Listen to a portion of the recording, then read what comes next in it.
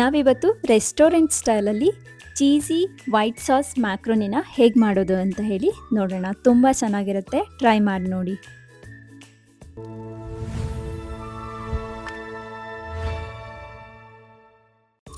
ನಾನು cheesy white sauce macaroni ಮಾಡೋದಕ್ಕೆ ಈ ಥರ ಪಾಸ್ತಾ ಚೀಸ್ ಮ್ಯಾಕ್ರೋನಿನ ತೊಗೊಂಡಿದ್ದೀನಿ 1 ಪ್ಯಾಕು. ಹಾಗೆಯೇ 1/4 ಲೀಟರ್ ಹಾಲನ್ನು ತೊಗೊಂಡಿದ್ದೀನಿ. ನೆಕ್ಸ್ಟು ನಾನು ಈ ಪಾಸ್ತಾ ಅಥವಾ ಮ್ಯಾಕ್ರೋನಿನ ಚೆನ್ನಾಗಿ ಬೇಯಿಸ್ಕೊಳ್ಬೇಕಾಗುತ್ತೆ. ಸೊ ನಾನು ಒಂದು ಪಾತ್ರೆ ತೊಗೊಂಡು ಇದರಲ್ಲಿ 1.5 ಲೋಟದಷ್ಟು ನೀರನ್ನು ಹಾಕ್ಕೊಳ್ತೀನಿ.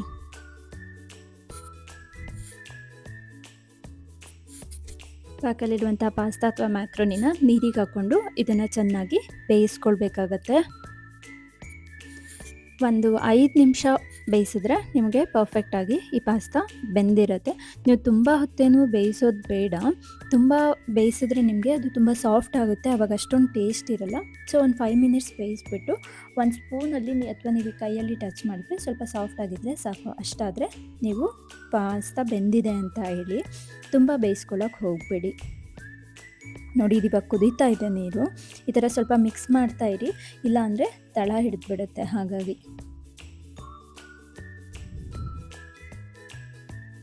ನೋಡಿ, ಇದು ಆಲ್ಮೋಸ್ಟ್ ಅಲ್ಲಿ ಬೆಂದಿದೆ. ಒಂದು ಸ್ಪೂನ್ ತೊಗೊಂಡು ನಾನು ಸ್ವಲ್ಪ ಈ ಥರ ಸಾಫ್ಟ್ ಆಗಿದ್ದರೆ ಅದು ಪರ್ಫೆಕ್ಟಾಗಿ ಪಾಸ್ತಾ ಬೆಂದಿದೆ ಅಂತ ಹೇಳಿ. ಇದು ಸ್ವಲ್ಪ ಸಾಫ್ಟ್ ಆಗಿದೆ. ಸೊ ನಾನು ಫ್ಲೇಮ್ನ ಆಫ್ ಮಾಡಿಕೊಂಡು ಇದರಲ್ಲಿರುವಂಥ ನೀರನ್ನು ಇನ್ನೊಂದು ಪಾತ್ರೆಗೆ ಶಿಫ್ಟ್ ಮಾಡ್ಕೊಳ್ತೀನಿ. ನೋಡಿ, ಇದು ಪರ್ಫೆಕ್ಟಾಗಿ ಇವಾಗ ಬೆಂದಿದೆ. ಇದಕ್ಕಿಂತ ಜಾಸ್ತಿ ಬೇಯಬಾರ್ದು. ಸೊ ನಾನು ಫ್ಲೇಮ್ನ ಆಫ್ ಮಾಡ್ಕೊಂಡಿದ್ದೀನಿ. ಇನ್ನೊಂದು ಪಾತ್ರೆ ತೊಗೊಂಡು ಇದರಲ್ಲಿರುವಂಥ ನೀರನ್ನು ಅದಕ್ಕೆ ಹಾಕ್ಕೊಳ್ತೀನಿ. ನೀವು ಇದೇ ಬಿಸಿ ನೀರಲ್ಲಿ ಹಾಗೆ ಬಿಟ್ಬಿಟ್ರೆ ನಿಮಗೆ ವಿತಿನ್ 2-3 ಮಿನಿಟ್ಸಲ್ಲಿ ಅದು ತುಂಬ ಬೆಂದು ಸಾಫ್ಟ್ ಆಗಿಬಿಡುತ್ತೆ.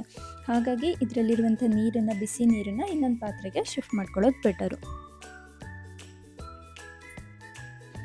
ಇದಿವಾಗ ಶಿಫ್ಟ್ ಮಾಡ್ಕೊಂಡಾಗಿದೆ. ಇನ್ನೊಂದು ಕಡೆ ನಾನು ವೈಟ್ ಸಾಸ್ನ ರೆಡಿ ಮಾಡ್ಕೊಳ್ತೀನಿ. ನಾನು ವೈಟ್ ಸಾಸ್ ರೆಡಿ ಮಾಡೋದಕ್ಕೆ 1 ಟೇಬಲ್ ಸ್ಪೂನು ಮೈದಾ ಹಿಟ್ಟನ್ನು ತೊಗೊಳ್ತೀನಿ. ಇದಕ್ಕೆ ಸ್ವಲ್ಪ ಹಾಲನ್ನು ಹಾಕಿ ಗಂಟಿಲ್ದಿರೋ ಥರ ಇದನ್ನು ಮಿಕ್ಸ್ ಮಾಡ್ಕೋಬೇಕು. ಸೊ ಒಂದೇ ಸರಿ ನೀವು ಅಷ್ಟು ಹಾಲನ್ನ ಹಾಕ್ಕೊಳ್ಳೋಕೆ ಹೋಗ್ಬಿಡಿ.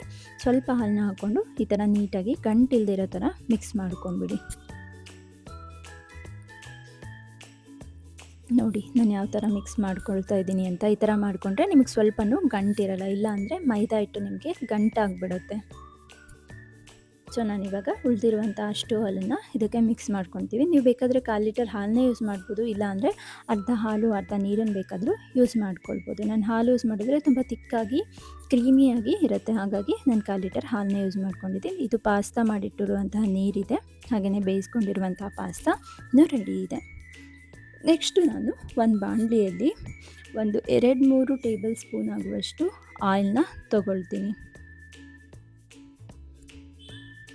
ಈ ಆಯಿಲು ಸ್ವಲ್ಪ ಬಿಸಿ ಮಾಡ್ಕೋಬೇಕು. ಬಿಸಿ ಆದಮೇಲೆ ನಾನು ಇದಕ್ಕೆ 1/4 ಟೇಬಲ್ ಸ್ಪೂನ್ ಆಗುವಷ್ಟು ಜೀರಿಗೆನ ಹಾಕ್ಕೊಳ್ತೀನಿ. ಹಾಗೆಯೇ ಒಂದು ಚಿಕ್ಕ ಈರುಳ್ಳಿನ ಕಟ್ ಮಾಡಿ ಇಟ್ಕೊಂಡಿರ್ತೀನಿ, ಅದನ್ನು ನೆಕ್ಸ್ಟು ಇದಕ್ಕೆ ಮಿಕ್ಸ್ ಮಾಡ್ಕೊಳ್ತೀನಿ. ತುಂಬ ದೊಡ್ಡ ಈರುಳ್ಳಿ ತೊಗೊಳಕ್ಕೆ ಹೋಗ್ಬಿಡಿ. ತುಂಬ ದೊಡ್ಡದಾದರೆ ಅರ್ಧ ಈರುಳ್ಳಿ ಸಾಕು, ಇಲ್ಲ ಅಂದರೆ ಒಂದು ಚಿಕ್ಕ ಈರುಳ್ಳಿ ಆದರೆ ಒಂದು ಹಾಕ್ಬಿಡಿ. ಹಾಗೆಯೇ ಒಂದು ಹಸಿಮೆಣಸು ಖಾರಕ್ಕಾಗಿ ಹಾಕಿ ಇದನ್ನು ಚೆನ್ನಾಗಿ ಫ್ರೈ ಮಾಡ್ಕೋಬೇಕು ಎಣ್ಣೆಯಲ್ಲಿ. ಆಲ್ಮೋಸ್ಟ್ ಅಲ್ಲಿ ಗೋಲ್ಡನ್ ಬ್ರೌನ್ ಆಗುವಷ್ಟು ಆನಿಯನ್ನ ಚೆನ್ನಾಗಿ ಫ್ರೈ ಮಾಡ್ಕೊಳ್ಳಿ.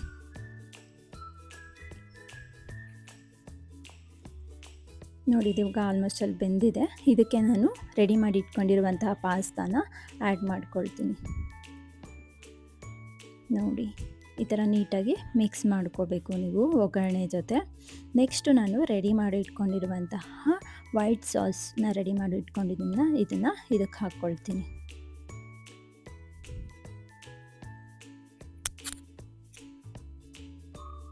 ಹಾಕ್ಬಿಟ್ಟು ಈ ಥರ ನೀಟಾಗಿ ಮಿಕ್ಸ್ ಮಾಡಿ ನೆಕ್ಸ್ಟು ನೀವು ಸ್ವಲ್ಪ ವಾಟರ್ನ ಆ್ಯಡ್ ಮಾಡಬೇಕಾಗುತ್ತೆ. ನಾನು ಪಾಸ್ತಾ ಬೇಯಿಸ್ಕೊಂಡಿರುವಂತಹ ವಾಟರ್ನೇ ಯೂಸ್ ಮಾಡ್ಕೊಳ್ತಾ ಇದ್ದೀನಿ. ನಾನು ಅರ್ಧ ಕಪ್ ಆಗುವಷ್ಟು ವಾಟರ್ ಹಾಕ್ತಾ ಇದ್ದೀನಿ. ಬೇಕು ಅಂದರೆ ನೀವು ಮತ್ತೆ ನೆಕ್ಸ್ಟು ಆ್ಯಡ್ ಮಾಡ್ಕೊಳ್ಬೋದು. ಇದು ಮೈದಾ ಹಿಟ್ಟು ಬೆಂದಾದಮೇಲೆ ಸ್ವಲ್ಪ ಅದು ನಿಮಗೆ ತುಂಬ ತಿಕ್ ಕ್ರೀಮಿ ಬರುತ್ತೆ. ಸೊ ಹಾಗಾಗಿ ನೀವು ಸ್ವಲ್ಪ ಬೇಕಾದರೆ ಜಾಸ್ತಿ ವಾಟರ್ನ ಆ್ಯಡ್ ಮಾಡ್ಕೋಬೋದು. ನೆಕ್ಸ್ಟು ಅದೇ ಪಾಸ್ತಾ ಪ್ಯಾಕಲ್ಲಿ ಇದ್ದಿರುವಂತಹ ಚೀಸ್ ಪ್ಯಾಕ್ ಅಥವಾ ಏನು ಮಸಾಲ ಅದರಲ್ಲಿರುತ್ತೋ ಅದ್ರ ಪ್ಯಾಕ್ನ ಓಪನ್ ಮಾಡಿಬಿಟ್ಟು ನಾನು ಇದಕ್ಕೆ ಹಾಕ್ಕೊಳ್ತೀನಿ. ಹಾಕ್ಬಿಟ್ಟು ಚೆನ್ನಾಗಿ ಮಿಕ್ಸ್ ಮಾಡಿ.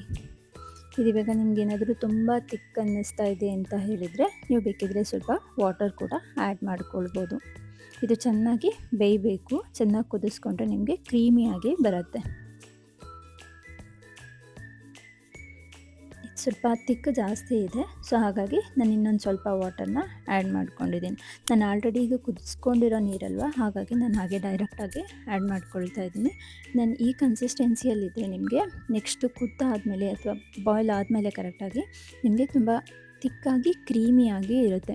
ಇಲ್ಲ ಇನ್ನೊಂದು ಸ್ವಲ್ಪ ಅಷ್ಟು ಕ್ರೀಮಿ ಬೇಡ ಅಂದರೆ ನೀವು ಬೇಕಾದರೆ ಇನ್ನೊಂದು ಸ್ವಲ್ಪ ವಾಟರ್ನ ಆ್ಯಡ್ ಮಾಡ್ಕೊಳ್ಬೋದು.